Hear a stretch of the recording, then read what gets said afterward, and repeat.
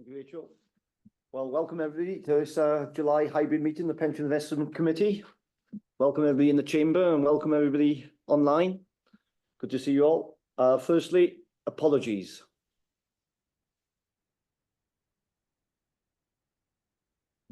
No apologies received, Chair. I can see Councillor Davies. Lovely, no apologies.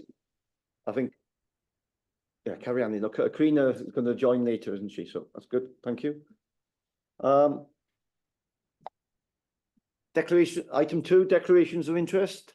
I'm a member of the Powers Pension Fund. I declare now. Same as myself, Chair. Getting all these, Rachel.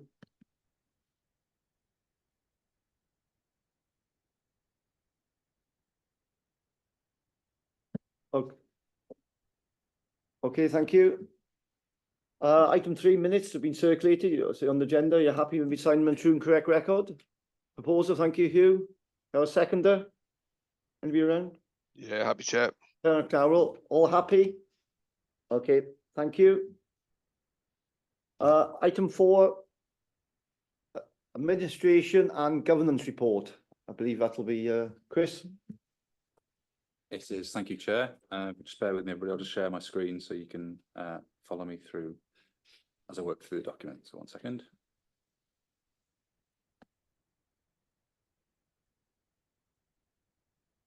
Hopefully it is appearing in front of you now. Yeah, I can see. Yeah, Thank you, Chris. Yeah. Okay. Thank you, everybody. So this is just the regular update that I provide to committee based around the administration and governance matters that are going on in the wider LGPS. I think it's important that committee know what's going on when it comes to what the admin team and the governance team are working on back at the ranch, so to speak. So this is quite a lengthy paper. Apologies for the length of it, but there is an awful lot going on, as you'll see from the report. I don't intend to go through every bullet point, but please do stop me as I'm going. I can't see your hands up on screen, I'm afraid. So if you have got any questions, please just either. I can see. I got the. Okay, great. Thank you. I think. So as usual, we start with the Scheme Advisory Board updates. I'll come on to the annual report as a later bullet point, but essentially just to say that the Scheme Advisory Board have compiled the annual report of the whole LGPS for 22-23.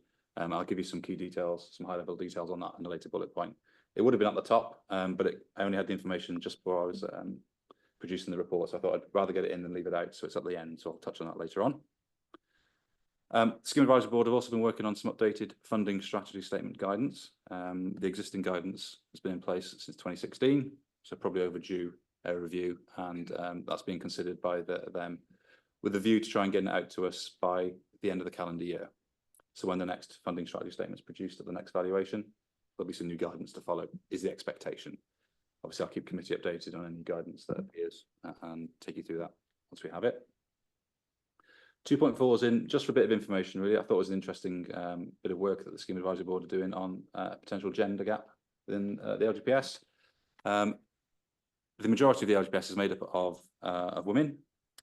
So they're looking at that and compared to the salaries between men and women as well, just to see whether there's any differences between the accruals and whatnot at the whole of the LGPS level. So I'm not going to go into detail. There's a link to a blog post that the Scheme Advisory Board produced there. I just thought it was interest, potentially of interest for committee, just to know that that work is happening. 2.5 is perhaps of interest. This is around the cost control mechanism that was built into the scheme when it changed to a career average scheme in 2014. Essentially, what the Scheme Advisory and the government do is they carry out an exercise to measure the cost of the LGPS, and they introduce a cap and a collar of plus 3% or less 3% in terms of costs. If the cost of the scheme increases above this 3% cap, then there'll be some adjustments made to the scheme to make it more affordable. Conversely, if it goes below this 3% cap, so if it's actually cheaper to run than they're expecting, then they can make a change to the scheme to either potentially increase members' benefits to bring it back in line. The intention being to try and keep it within this plus or minus 3% cost. They've completed that work, and they've actually found that it has breached the cap and the collar. But for any changes to actually happen, they both need to go in the same direction. So they found that one cost has exceeded going upwards and one cost has exceeded going downwards. They've offset each other essentially. So there are no proposed changes to the scheme. had they both gone in the same direction and exceeded this caps, then there would have been a proposed change to the scheme. So just for information, there's no proposed amendments to the LGPS at this point. This is an ongoing exercise and will be regularly monitored. I'm getting all sorts of alerts telling me my system will reboot in 5 minutes. Bear me 1 second. This is going to happen, isn't it? So I'll just try and postpone it for as long as I can.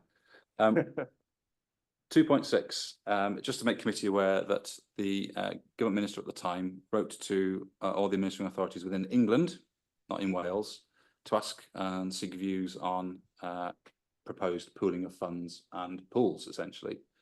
I don't know whether it was intentional that the Wales were left out of this, but I just thought it was important to make committee aware that this letter is out there, should you be speaking to colleagues around the LGPS. It didn't come to us in Wales, it was only to England. And they're looking for responses by the 19th of July, but in the interim, a general election was called. So it's likely that that date is probably going to be missed and no longer expected these replies. However, there might have been some replies submitted ahead of that date. So just to make you aware that that was going on, right, talking about consolidation of funds. And the spotlight's gone off me now, I think, so I'll just carry on. 2.7 is just to update committee on the good governance consultation. You'll have heard me talking about this for probably a couple of years now. The Scheme Advisory Board done some work on good governance arrangements within the LGPS. We've been waiting for this guidance to be published for some time, and again, they were hoping it was going to happen in the near future. The general election has probably delayed things again, so we're hopeful that it will arrive before too long. When it arrives, obviously I'll share with committee and board accordingly and work through it in terms of what we might need to do at a local level. 2.8 is just Scheme Advisory Board are looking to try and gather some more data about people who opt out of the scheme. That's not something we hold at the fund level. That's why the query has been directed to employers, HR contacts. Just a bit of a data gathering exercise, just so the SAB can understand why people are opting out of the scheme. So as I mentioned earlier on, this is 2.9 is actually looking at a bit more high level detail of the scheme annual report that the Scheme Advisory Board have compiled. Again, don't necessarily tend to go through every bullet point, but I think the message overall is that the membership's grown again. That's been consistent over recent years. Nearly 6.5 million members of the LGPS now. So that's an awful lot of people's benefits that we look after. They're not all in Paris, obviously, but this is the national figure. But it emphasises the scale of the scheme. It's enormous, and we do look after benefits for an awful lot of people. Assets are around about 354 billion, with a few percentage figures in there about how that's made up and the performance over that year as well. The bullet point that's just at the top of the screen there is about the scheme maintaining a positive cash flow position overall, including investment income. That's echoed at a local fund level. We're reliant on our investment income to keep us in a cash flow positive state. And that's, as you can see, that's common across the LGPS, simply because the scheme is maturing, the membership is getting older, more pensioners, less actives potentially. So it's important that we talk about cash flow. And in fact, there's an item we're going to discuss later on about cash flow and our approach to it later on. So we'll pick that one up in a bit more detail. 2 million pensioners paid. Investment management costs decreased, primarily because usually these are performance based. So where performance isn't as good, fees go down as well. So that tends to explain that one.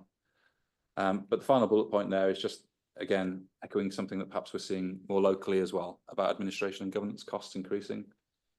The committee will be aware that McLeod came in October. That's changed quite significantly what the administration team have to do when it comes to calculating benefits and checking benefits now.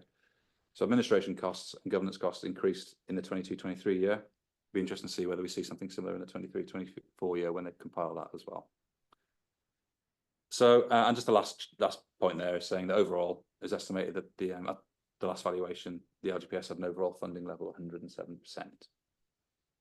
So hopefully that's a useful snapshot for committee as to what the scheme, how the scheme is performing back in the 22-23 year. Any questions? Okay, thank you. Chris, when you say there's increased costs, where are those costs borne? Because the admin team seems to be taking on, wait, is it additional work now? We've spoken about it before. So how is that found? It's essentially through well, governance side of things, there's obviously a lot more scrutiny placed on the scheme now, rightly so. A lot more meetings taking place, as you'll be aware of as well. So there's costs attached to that. Administration is essentially around the team. Administration costs is we need more people now really to do the work. And I've got some evidence I've seen this week about how my computer's gone, about how the increase in numbers in terms of caseload has grown over 2 years, even in as short as 2 years. We're seeing several hundred more processes a month now as well. So it's around the cost to actually administrate the scheme is probably the biggest increase in-house. But that is shared across the LGPS as well. It isn't just us that have felt the pinch. It's a national LGPS issue. Thank you. There's more reports. There is not more. Yeah, I say this quite a lot. I mean, I've been doing this for a long time now, and it's completely different now. Working in pension administration and governance, rightly so. There's a lot more scrutiny placed on the scheme, and it's important that we do things properly. But it takes time and resource to do that. So, Time and resource, yeah. As you asked you. Any more questions? No. I've lost my screen now, I'm afraid, because my computer decided to do a reboot, as it does. So I can do with, is somebody able to share the agenda? So I can...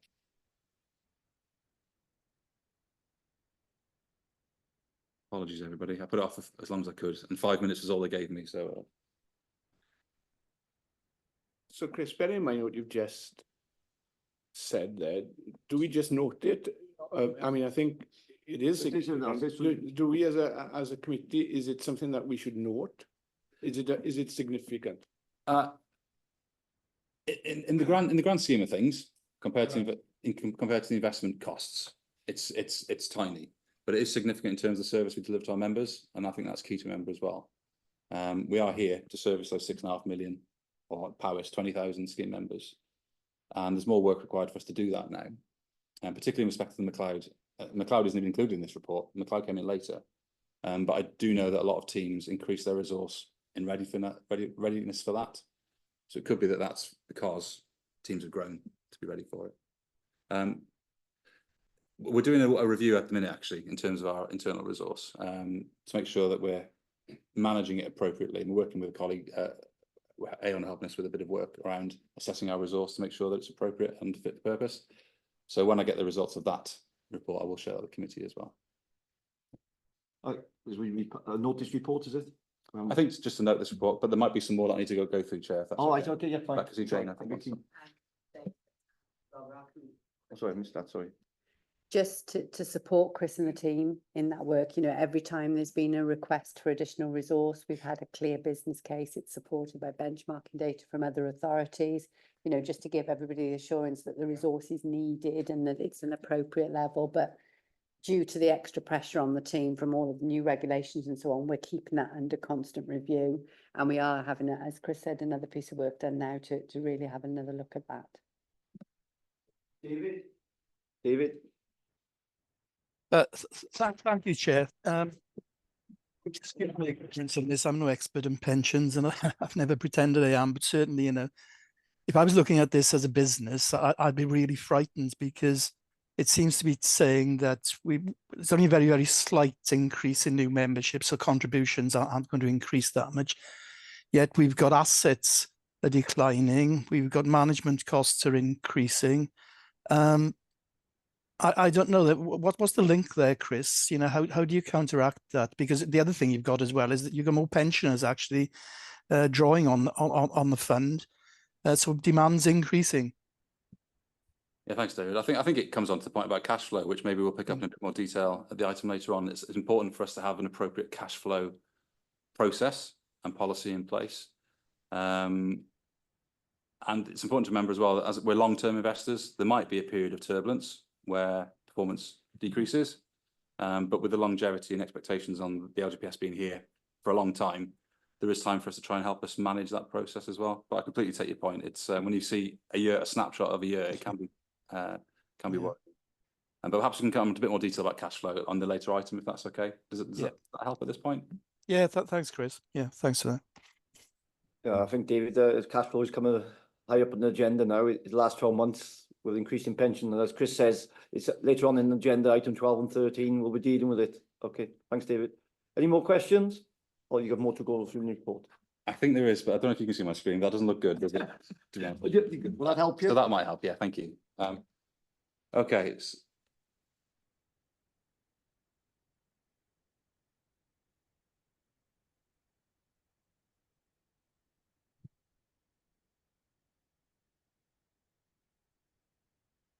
The next section is looking at the pensions regulator.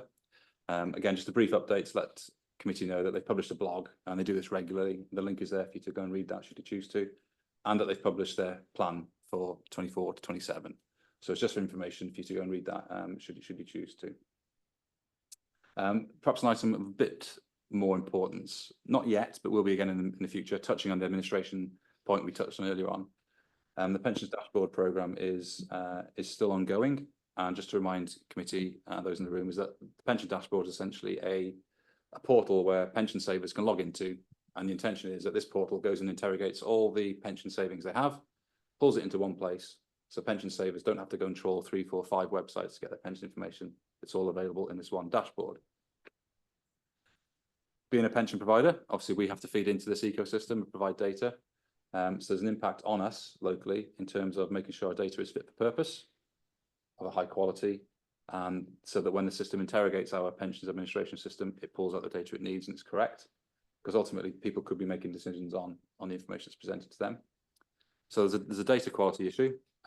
Thankfully, we're in a good place. We have carried out some high-level data testing in readiness to this, and across the board our data is green, so it's of a good quality.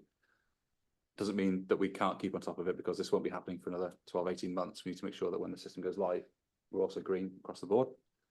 But perhaps the unknown is we don't know the impact this is going to have on the administration team when it comes to queries.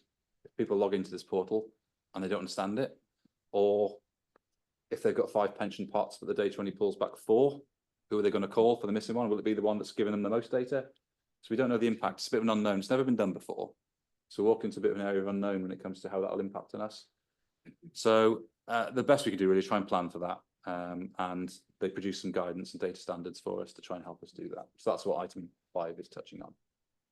Yeah, do all the other pension authorities have to do the same, I take it? Yes. Yes. Yeah. Yeah. Yeah, they do well. So it's a massive project really, and we're in it with colleagues around Wales and the UK to try and smoothly. Yeah. Okay, thank you. Okay, thank you. Item 6, I'm going to apologise, and it's never good to start an item with an apology, but I will apologise for this one.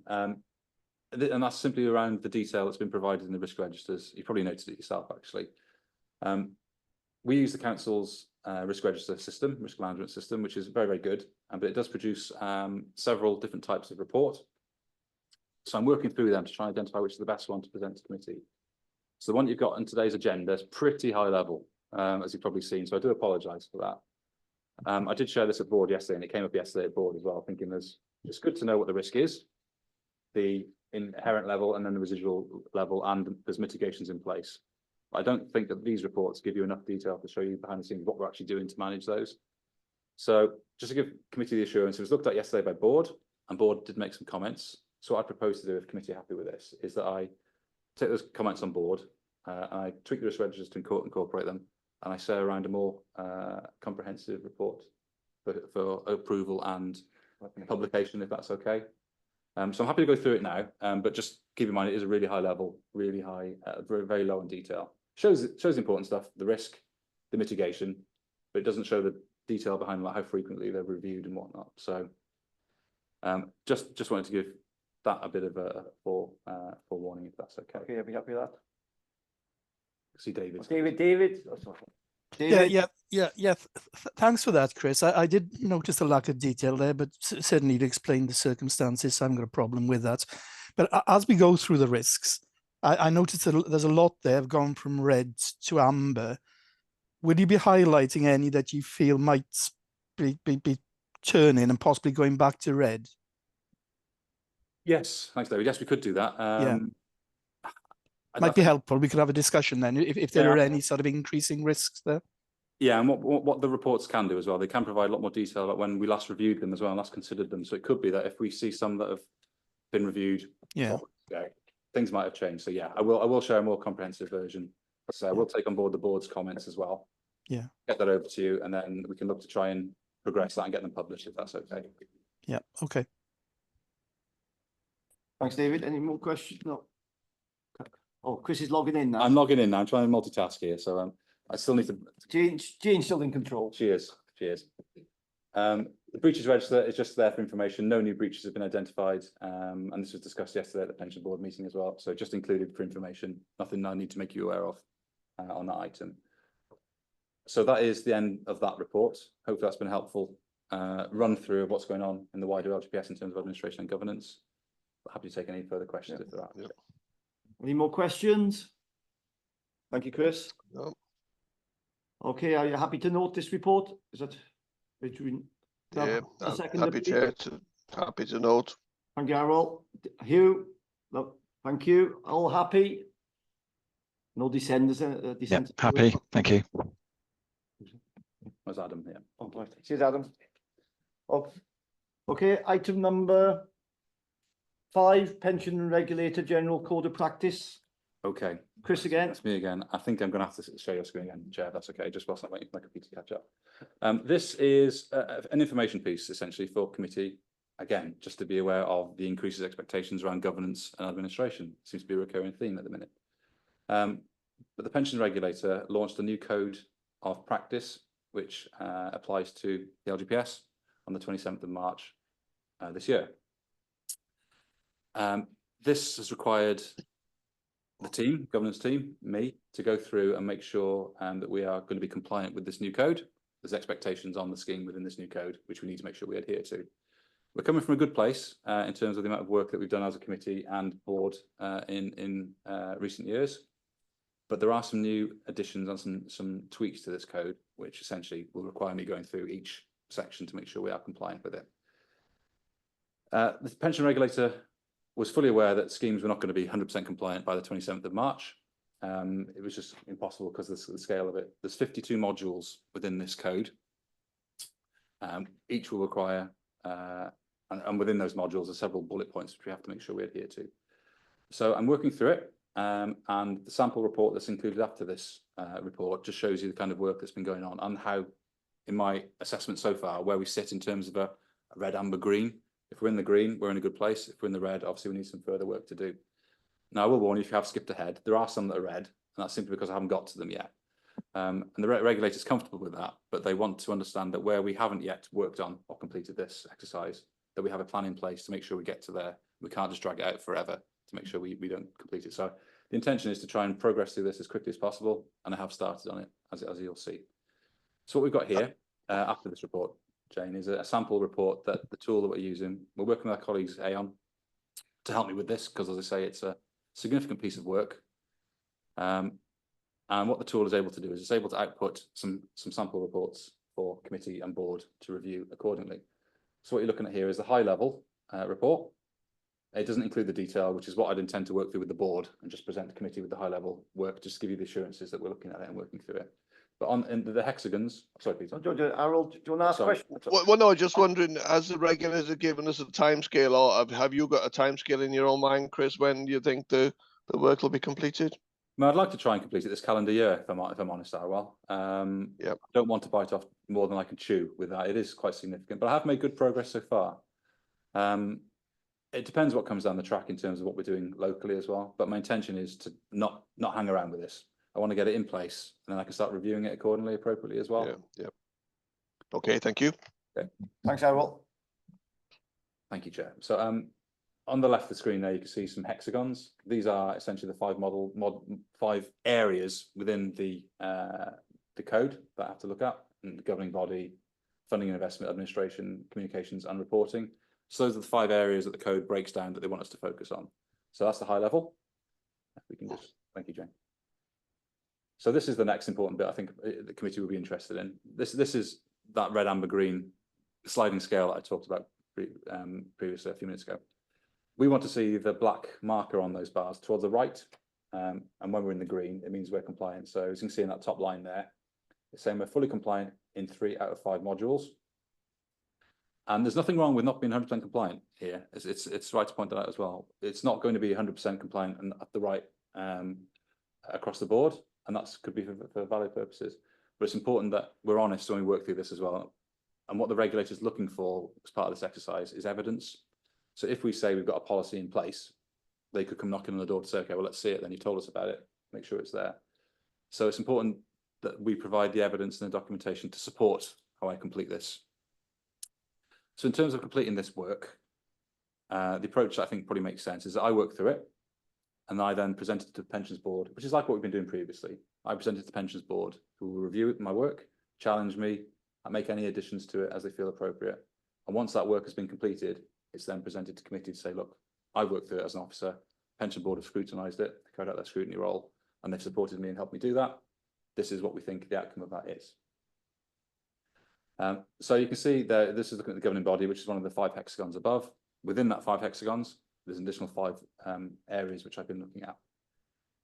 I don't intend to go through this in major detail for committee, just so you're aware. I'm not going to take you through line by line.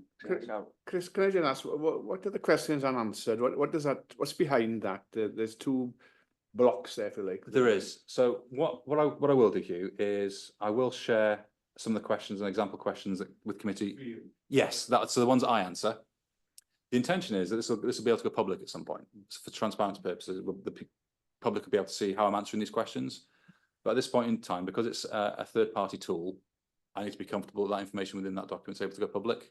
So at this point in time, I haven't got that assurances. That's why you're seeing what you're seeing. But the intention is that I will try and take this public as soon as I can. Yeah, thank you. Thank you. Errol? Yeah, well, just on the scheme governance block, well, whether I'm reading it wrong, I take it that there's 24 questions being answered and they're green, and there's 24 questions unanswered. So surely, shouldn't that black dot be a little bit higher, more in the middle, or not? I think it's just, I think it might be a coincidence that, look at the numbers. It's saying, so looking at scheme governance, there's 24 questions in there, and I haven't got to that block yet, essentially, which is why it's to the left. So as I work through it, if I've answered 50 questions 100% right, I'd expect that bar to be in the middle. Yeah. No, I just, how I read is no questions are red and no questions are amber out of 24 questions. So I take it they would be green then, or not? I haven't completed the module as well. That's okay. Yeah. I'm hoping it'll move the green to work through it. Thank you. Okay, thanks, Errol. Thanks, Errol. So one thing this report does do, I'll just draw, rather than go through each of the sections afterwards, is on the right hand side you'll see some essential actions and comments. So as I'm working through this tool, it does have an area for me to identify if I think something's missing, for example, a policy. That would then come forward to me presenting this report to committee, so you could consider that and have the appropriate discussion around it. And then, so I've just picked out that within the code, there are some suggestions around best practice. So not every question within this tool is applicable to public sector. It does cover private sector as well. But there's a lot of good stuff in the private sector which we can adopt as best practice. For example, one of those is about remuneration policies that are separate from administrative authority, for example. So it's an opportunity for us to consider things as well, whilst taking on the essential actions we have to do, but some of the best practice things from the private sector as well. So it's all encompassing. I've decided to go at it and answer every question, try and pick up the best practice where I can. To speed it up, I could reduce that and just focus on the LGPS specific ones. But I think the fact I'm looking at it once, I'd rather look at it in detail and work through it completely. So that's where some of these essential actions and comments will come from. And anything like this, talking about policies and whatnot, obviously they would come to committee for discussion and approval or not, as the case may be anyway. So this is my first go through it. I do intend to go through it and revisit it several times to ensure that it's appropriate and fit for purpose. But that was all I intended to take committee through at this stage, just to make committee aware there is a new code. I am working on it. There's a lot of work going into it, and this is the kind of reporting you'll see from that exercise. So I'm happy to take any questions if anybody's. Questions, anybody? Gerard. Thanks very much, Chair. Just to complement what Chris is saying, a lot of the work of the board now is focused on monitoring in detail the risk register and the general code of practice, and we've got the time to do those deep dives. And one of the big focuses of the work on the TPR code is focusing on internal controls, not just the statement that they're there, but getting the evidence. because at the end of the day, we are regulated by the pension regulator as well as the department. And we're talking earlier in the committee about the costs of admin and governance. All this is under greater degree of scrutiny now because of the existence of the regulator.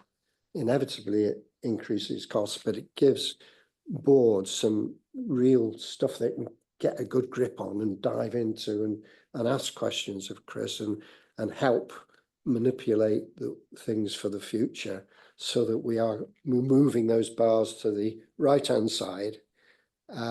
It does take time, but I think we've got the processes in place between us and the board to give assurances to the committee that progress is being made. Chris has given you the intended timescale for completion of this, subject to externalities beyond our control. But from a board chair's viewpoint, I'm very happy with how the fund is dealing with it as a way forward to hit that target. Thank you, Chair. Oh, thanks, Jared. Thank you very much for that. Any other questions? Nothing you want to add, Chris? No, just apart from the fact, we'll keep committee and board updated accordingly as I work through it. Okay. So we're happy to note the report, please. Propose a seconder. Yeah, happy Chair. Thank you, Errol. Hugh. Thank you very much. All happy? Okay, I can't see any saying not. Okay, thank you very much. Item 6, annual report. Chris again? Oh, Yes, thank you, Chair. No, it's only let me sign into the public webinar now, so I'll have to share the screen if that's okay. Yeah, so again, this is just for information, just to make committee aware that there is some new additional guidance with regards to producing the annual report. Again, there's a recurring theme happening here, isn't there? There's lots of new guidance being produced. Rightly so, because some of this guidance was produced some time ago. So the other thing that we're working on locally at the minute is the annual report, production of the annual report. Committee be aware we have to produce this by the 1st of December. I have to publish it, sorry, by the 1st of December. We are now working through the new guidance to make sure that the annual report that we publish is in accordance with what's expected. There's 3 key words within the annual report guidance, and this was there previously as well, and that's must include, should include, and may include. So obviously the musts are a must. We have to make sure that those are included. The shoulds, again, best practice, and may is an option if you want to do that. And we'll work at our hardest to make sure we can try and provide as many of those as we can. But you might have noticed the word in the report, because I know the chair did earlier on, he mentioned it to me. There's some wording around best endeavours. Now, I don't think that's my wording. I think that's actually in the guidance, if I'm honest. But it's acknowledging the fact that this guidance is now live, and this is the first year we're going to be producing this report. Not all the data for the must category might be available. Funds might not hold it. So, for example, in some of the administration key performance indicators, they want us to know how many phone calls we took, how many were answered first time, how many one-to-one meetings did we have with scheme members. It's just data we haven't been keeping historically. Obviously, we are now, knowing that we need to provide this in annual reports in the future. But that's what it means by best endeavours. It's acknowledging the fact that we might not all hold this information, but make sure you do for next year, next report. So there's a year's grace really to make sure we try and get it right. It's quite funny terminology, I think, but it caught my eye. It's a catch-all term, isn't it? I think, basically. But just to give committee some assurances, again, I discussed this with the board yesterday, and the board, in fact, saw a draft version, a working document of the annual report that my colleagues in finance and I have been working on. And it's not far off. It's not far off a version that we're able to present to committee. And the intention is that you'll see a draft at the October meeting, which will give you the opportunity to comment ahead of us meeting then in November to approve it ahead of the publication date, 1st of December. So, as I say, board saw a draft version of the report yesterday, so we're going to work through their comments once they've had the chance to digest this 100-odd pages that are in there. We'll take those comments on board, build them a draft version to committee in October. Oh, sorry, Hugh. There's a point there. It is a good document, but you mentioned a 100-page document. Who's it aimed at? Because 100 pages is a lot. It is a good document. Every year, I think it's a useful document, but who's it aimed at? I think that's a very good question, Hugh. It's aimed at interested parties, I guess. Use a catch-all phrase. I'm aware that some scheme members read it. I couldn't give you numbers. I don't even know how often it's downloaded or viewed, for example. It's not something we hold, but I think certainly the Scheme Advisory Board use it to compile the annual report that we saw earlier on in that administration item. They use all our funds annual reports to collect the financial and scheme membership data to produce the overall scheme level. So I know it's looked at by those parties, but the intention is it's for all stakeholders, employers, scheme members. Okay. Good question, Hugh. So that on screen in front of you, you can just see at a high level the main changes that have been applied to the annual report guidance. So we're working through our existing document to make sure we incorporate these new changes. So that was all I wanted to go into really with regards to this report, Chair. So happy to take any questions. We've had some as we're going, but it's just again to make committee aware something new we have to do, and we'll make sure we do it ahead of the timescales. Thanks, Chris. Any questions? I look on the screen. Look here. Okay, then, thank you. Are you happy to notice report? Yeah, happy. Thank you. I will second there. Stop to see you. I'm looking on every screen. Thank you. Everybody happy? I'm just looking on the screen. Thank you very Yeah, much. happy. Thank you. Lovely. Thank you. Item 7, WPP update. Sorry. That's me again. No, I don't really need the screen for this one actually. I don't intend to take committee through this one in any detail, apart from to draw attention to the last bullet point, which is 2.7. This is probably something committee need to be aware of, is that WP have recently announced that they've reappointed Waystone as the operator of the Wales Pension Partnership. You remember previously we discussed the procurement exercise and whatnot. So there's a bit more of a press release available via the link in 2.7. But I just wanted to make committee aware that that appointment has now been made public and is available for people to go and have a read of. The other items, the bullet points before that, are just there for information. They're not my documents. I'm just sharing them on behalf of the WPP for committee to consider. So I didn't intend to take committee through any of those items apart from 2.7. Yeah, I'll be attending the JGC next Wednesday, or it's hybrid, isn't it? Yeah. Next Wednesday. So that's the updated. So this meeting will follow. Usually this is the JGC before the pension committee, but it's less to report. Okay then, thank you. Very good. Item 8, responsible investment. Yeah, that's me. I will just have the screen on, so thank you, Jane. This is again just to make sure we keep responsible investment on the agenda and we discuss it every time because of the importance of it. But just a reminder to committee what was discussed at the last recent RI focused committee meeting in June.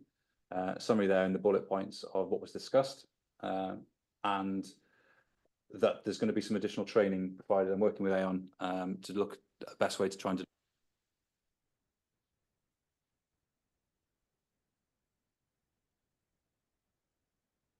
You've gone quiet, Chris. I'll repeat all that for all those who didn't hear it. Those in the room got it. So I apologise to those in the room. So this is just a summary paper of the discussion that we had at the committee meeting on the 24th of June, which was just focused on responsible investment, as you'll all be aware. The bullet points are just a summary of the discussions, but the one I wanted to tease out really was the fact that the bullet point around training. Committee made a request of me to arrange some training ahead of completing the responsible investment beliefs questionnaire, which will then help us work with Aon to make sure we produce an appropriate policy, which in turn will then feed into strategy and whatnot in terms of responsible investment. So I'm working with Aon at the minute to look at some dates and the best way of delivering this training so that committee are informed and educated before they complete this beliefs questionnaire. So as soon as I've been able to put that in place, I'll be in touch and let you know. Yeah, thank you. As you're aware, training is become a very important part of being a member of a pension investment committee. So it's very important to keep not just the training. If you come and there's events Chris does, which we can attend. They're quite informative. I think Karina went to the Gloucester, or not Gloucester. What do you call it? Cotswolds. Cotswolds. Yes. Sorry. The PLSA conference in Cotswolds. I was in Watford last week. It's good that you do pick up. It helps your knowledge. You don't pick it up all the while. It takes a long while to pick up the knowledge, and no, it's good. So if you come and attend some events, be good as well as doing the training. I do try and make sure I share all the appropriate events with committee when I see them come in. I could share everything. I get hundreds, but I tend to pick out the ones which will be of use and of interest to you as well. So I will continue to do that. So please, if you do see anything come in, just let me know and I can book you on. Yeah, 'cause I went to the Watford LA Local Authority Pension Fund Strategic Investment Forum last week. It was very informative. It did pick up. It was very, very good. That was. Sometimes you do have really good speakers and etc. And then I think Chris is what? Pardon? Sometimes. Oh yeah, you don't have not every speaker. You get you pick up the good ones, and some is not quite as good. So some are also round table discussions are really good as well. Off the cuff. Adam. Yeah, thank you, Chair, and good to see that we've got some notes. I suppose what I wanted to sort of comment on were two things, if possible, just so that we get the fuller picture. Obviously, we now have responsible investment as a formal pensions and investment committee meeting, and I suppose that what we lack when in the minutes is a sense of some of the depth of those conclusions. So the minutes note that we had the discussion. They don't really record where that discussion took us or the direction of travel. So, for example, we don't really record in these minutes. We had the conversation around the different scenarios that Aon were presenting in terms of net zero, but we don't record the conclusion that we drew, which was to ask them to go away and rehearse 3 scenarios to allow us to be fully informed about the risks and so on. So it's a note of a conversation that took place, but not a record of actually what was in that conversation or the conclusions that we drew. So that was one. I'm just thinking, if I'm reading back on minutes, it doesn't actually tell me what we talked about in detail. So I just wondered whether we could, rather than just recording notes, actually summarize a responsible investment update at these meetings to keep it live, because the second element that I felt we aren't quite capturing in the minutes as we've got them is we did talk about training, but we talked about training, actually hearing not just about training of us, but actually learning from others, specifically actually about learning from other schemes that we're doing responsible investment work, and having that uploaded to us alongside reviewing the beliefs questionnaire, because I think it was almost commented in that meeting that the beliefs questionnaire wasn't really a beliefs questionnaire, it was technical. It was using a whole series of technical language, not really exploring, the values that we wanted to bring. So, and my final point was, and it's recorded as a note, if I can get the right, I think it's the 5th bullet point, actions were set and timetables were discussed by the committee. So just reflecting back, actually, we did discuss that timetable.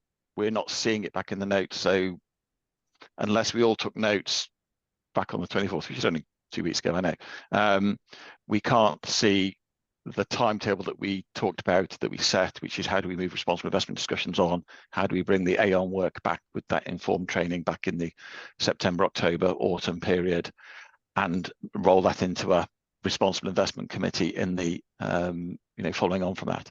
So I'm just asking if we could see a little bit more in terms of the decisions, the minutes record that the decisions that were made, and a little bit more detailed discussions, and perhaps whether, Chris, we could ask to see that timetable and that initial proposed training program that was asked for on the 24th, so that we've got visibility of what we're stepping into over the next 3 months. So that it's good to have it, really good to see it on the agenda. Just asking for having a little bit more substance inside of it, if that's okay, Chair, Chris. Yeah, shall I come in on that one? Yeah, thanks, Adam. Some valid points there. Just the comment that this isn't actually the minutes. This is just a summary of what was discussed. So it literally was a summary of the discussion. So I'm not sure whether the minutes actually have a bit more detail than that. No, they don't. Right. Okay. They don't. And so I apologize. My technical issues getting on the start, but I assumed we signed off the minutes at the beginning of the meeting, because technically the 24th was the last pension investment committee. It's not a subcommittee anymore. It's a formal committee. Yeah, I just say I think the minutes were agreed earlier on. Yeah. Yeah. In terms of the timescales and things, I'm expecting that to appear as part of the modelling exercise that was obviously discussed at that meeting as well. So I'd like to see what comes back from Aon in terms of, before I answer that one, if that's okay. Once you've had that, I think we can probably build in some more concrete dates. Obviously, responsible investment is discussed at every meeting, and I'll work with the chair and obviously committee members to make sure that's discussing what you want it and what you need it to be discussed. But in terms of getting more detail into the minutes, I feel like that's probably something we can work on between us, the Democratic Services and the chair as well, to make sure that we get more detail. And I completely take your point that if you're revisiting this in 12 months' time, if it just says you talk about responsible investment, doesn't help, does it? So, so no, I think that's a fair point. So yeah, we'll consider that next time. That's okay. And definitely my apologies, because I with my technical issue, wasn't there when signing these off. I would have said I wouldn't want to sign these off as minutes because they don't actually record the conclusions we drew. So I'm not necessarily, Chair, seeking to go back and not sign them off, but I am asking for that little bit of supplementary to come in. Otherwise, we can't look back and see what we agreed. Okay, thanks, Adam. We take that on board. Yes, you're talking about the 20, 30, 40 and 50 scenarios, don't you?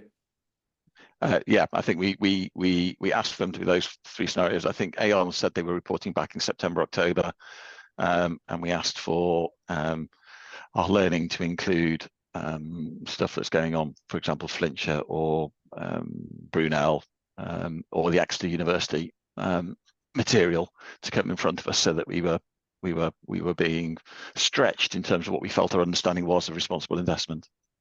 Okay. Thanks, Adam. We take that on board. Thank you. Thank you, Chair. Any other questions? You've got more to report? No, that was it from that one. So I'll take those comments on board and make sure the committee get what they need for the next meeting. David. Thank you, Chair. I think Adam's got a point here, actually. As Chris says, what we've got in the agenda itself is a report and not detailed minutes. And on reflection, if you do go back to the start of the agenda and the minutes, it's basically, it mirrors what we've got in the report. But I think going forward, it would help if we were actually clear as to exactly what we want to see in the minutes, in the detailed minutes, because when we're talking about timelines, etc., and targets or deadlines, whatever, I think it's pretty well essential that they are included. So I just to reinforce what Adam's saying, I think he's got a point, perhaps. Thank you, David. Yes, so we'll take that on board and build on this. Thank you. Sorry, no more questions. Oh, that's a legacy hand, isn't it, David? You don't want to ask another question? No, thank you. Are we happy? Can we note this report, please? Propose a seconder. Yeah, happy, Chair. Arrow.